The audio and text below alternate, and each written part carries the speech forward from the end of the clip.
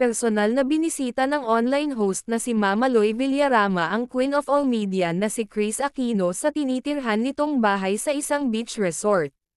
Nagbahagi ng ilang detalye ang co-host ni OG Diaz sa Showbiz Updates YouTube channel tungkol sa kasalukuyang health condition ng TV host actress.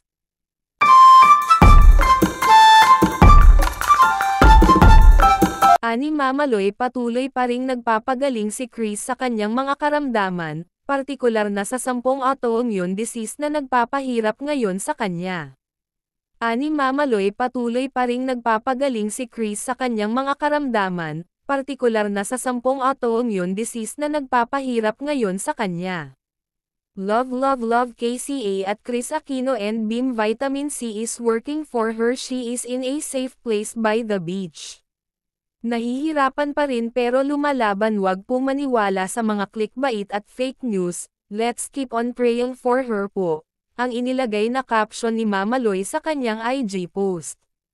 Wala namang binanggit ang content creator kung saan at kailan niya dinalaw si Kris sa tinitirhan nito ngayon na sinasabing matatagpuan sa isang napakaganda at tahimik na probinsya na malapit sa dagat. Nauna rito, nagbahagi rin ng ilang detalye ang dating entertainment editor at kaibigan ni Kris na si Dindo Balares tungkol sa lagay ng kalusugan ng aktres. Nakita mo na ang kalbaryo ko, Kuya Dindo, ang sabi raw sa kanya ni Kris.